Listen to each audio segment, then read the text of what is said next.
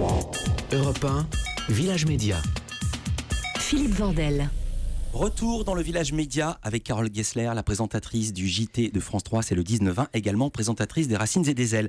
On va parler d'une polémique avec une exclue Village Média. Contrairement à ce qui avait été annoncé par France 2, le philosophe Michel Onfray ne fera pas partie de l'émission politique mensuelle présentée par Léa Salamé qui va reprendre le 28 septembre. Alors on a des informations, voici le récit. France 2 lui a proposé de faire un débrief en fin d'émission, l'analyse de ce qui s'était dit. Depuis, chez lui, à Caen, une équipe devait venir tous les mois, de 20h à minuit en gros, et Michel Onfray accepte la proposition. Ils conviennent d'un déjeuner de travail à Paris pour finaliser les détails. Mais auparavant, il y a une question qui avait été oubliée. Et pour la première fois, Michel Onfray raconte de vive voix. On n'a pas parlé des choses qui me paraissaient élémentaires, c'est-à-dire un contrat. Et quand on est allé à Paris pour un déjeuner, et mon assistante a fait savoir qu'il faudrait qu'on rédige un contrat, et alors là, je me suis entendu dire un contrat, et pourquoi faire? Alors, on s'est dit, pour résoudre les problèmes contractuels, pour savoir qui vient, quand, sur combien d'émissions on s'engage, la rémunération, ce genre de choses. Et là, on s'est entendu dire qu'il n'y avait pas de contrat prévu et qu'il n'y avait pas de rémunération prévue. Donc j'ai fait savoir que dans ces cas-là, c'était pas la peine qu'on continue plus loin. Alors fin de l'histoire, et c'est là que Michel Onfray annonce qu'il renonce, il claque la porte comme dit la presse. L'information est reprise partout, mini polémique, la chaîne tente de rattraper le coup mais peine perdue, et dans Village Média, Michel Onfray s'explique et il n'est pas tendre avec France 2. C'est une question d'élégance, c'est une question de grossièreté, c'est une question de savoir-vivre, c'est une question de politesse générale. C'est pas l'argent. Effectivement, ils reviennent en me disant, vous donnez de l'argent. Et si vraiment l'argent m'avait intéressé, je serais revenu en disant, bon d'accord, allez, on tourne la page et puis on passe à autre chose. Je m'en fous de l'argent. C'est simplement le principe qui consiste à dire, vous êtes à la télévision, vous allez bosser pour nous et vous allez bosser gratuitement. Mais dans cette émission, tout le monde est payé. Du technicien, c'est normal. Aller à Salamé, c'est normal aussi, en passant par, je sais pas quoi, l'éclairagiste, la dame qui fait le maquillage, ou monsieur, j'en sais rien, mais tout le monde est payé, c'est normal. Et on est venu me chercher. C'est pas moi qui ai dit, je voudrais faire partie de votre émission, c'est pas mon genre. Donc, j'en ai fait une question de principe, je tourne le dos à ces gens-là qui sont des mal élevés, et puis c'est tout, la vie continue ailleurs. Carole Gessler, elle n'est pas facile ma question, ces gens-là sont des mal élevés? Oh non, je pense pas. Alors, je sais pas quelle était la première discussion entre Michel Onfray et la direction de l'émission ou de la chaîne. Je n'en sais rien. Maintenant, je pense qu'en se parlant, ça va peut-être se régler, tout ça. Plus généralement, la ministre de la Culture, Françoise Nyssen, a annoncé une réduction des budgets de l'audiovisuel public. France Télévisions doit faire 50 millions d'économies par an. Je vois que vous hochez la tête. Qu'est-ce que cela vous inspire ?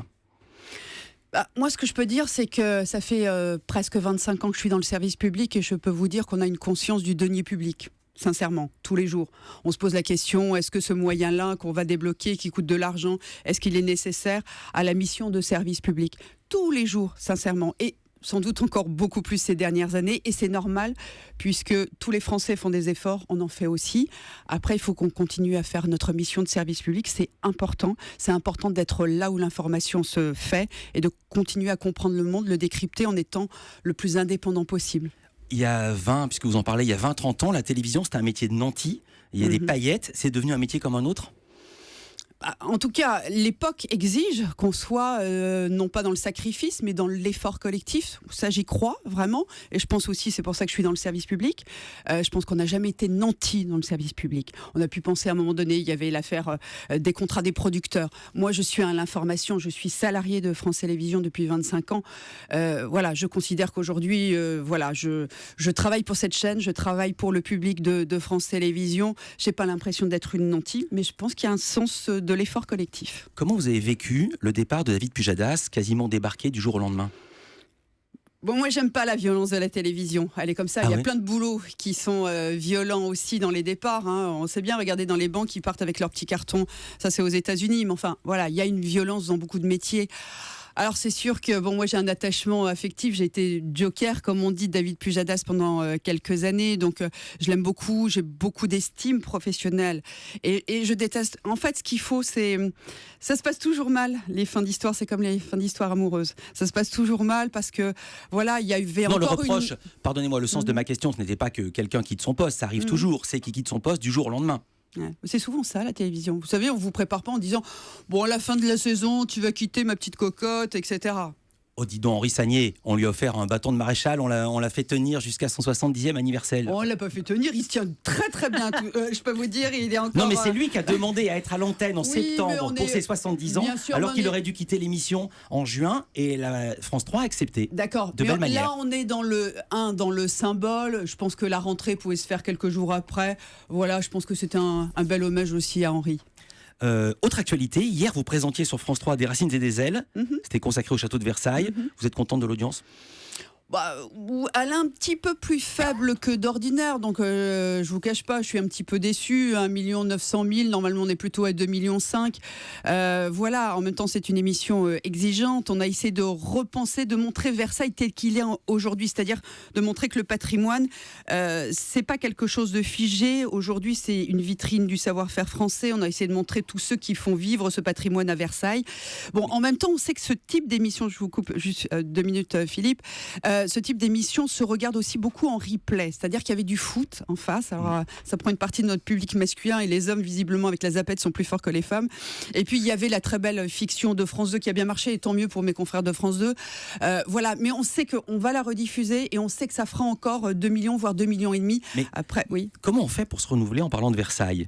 Parce que vous passez après plusieurs numéros de Des Racines et des Ailes, et je compte plus les passages de Stéphane Bern à Versailles. Oui. Comment vous faites pour faire du neuf ? Alors, Stéphane va avoir plutôt l'angle raconter l'histoire, les personnages de Versailles au XVIIe siècle, etc. Nous, on va montrer Versailles aujourd'hui et montrer que c'est un éternel chantier de rénovation avec des savoir-faire qu'aujourd'hui encore on peut animer ce lieu. Donc on essaye d'être, on va dire, du passé à aujourd'hui et montrer ce qui se fait aujourd'hui dans des lieux de patrimoine. Donc on essaye de l'animer, d'y mettre de l'immédiateté. Alors vous, Carole Gessler, vous montrez et vous montez, parce que pour la première fois, le château de Versailles vous a autorisé à monter sur les toits. On vous écoute.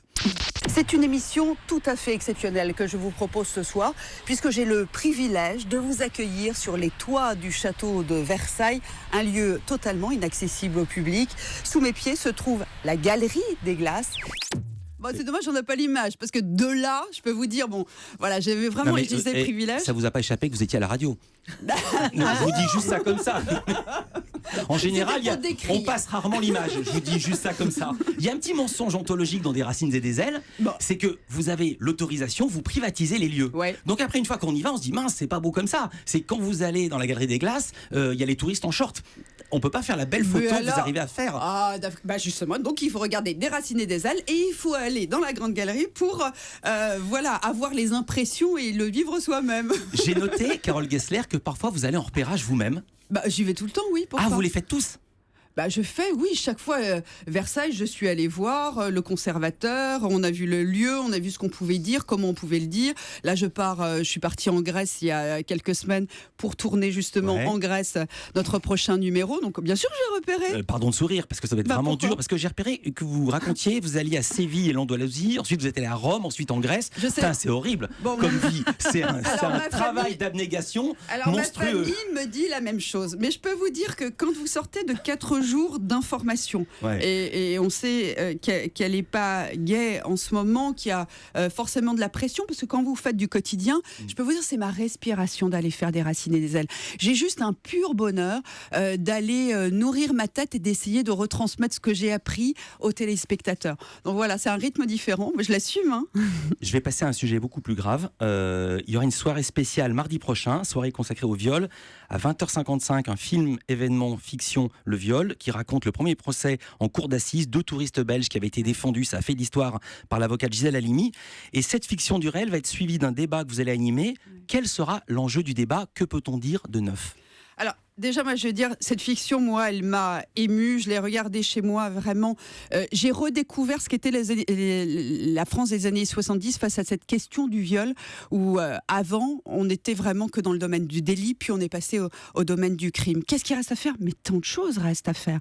Aujourd'hui, vous n'avez que 10% des femmes qui portent plainte. Donc ça veut dire qu'il y en a encore 90% qui n'osent pas, par peur, par culpabilité, par honte. Donc tout le travail qu'il y a à faire de psychologie sur les victimes, s'accepter comme victime. 2, il n'y a que 15% des affaires de viol qui arrivent aux assises. Vous imaginez ? Ça veut dire que aujourd'hui, pour faire reconnaître son statut de victime et obtenir réparation, c'est un chemin du combattant. Il faut aider les femmes aujourd'hui à dire oui, j'ai subi, oui, je suis une victime, et oui, je revendique d'avoir réparation auprès de la justice et aussi auprès de la société. Parce que tous nos invités, vous les entendrez, nous disent finalement la société, elle ne reconnaît pas encore le viol. Bien sûr, tout le monde s'accorde à dire que c'est ignoble, d'accord ? Mais dans les faits, il y a encore beaucoup de freins. Europe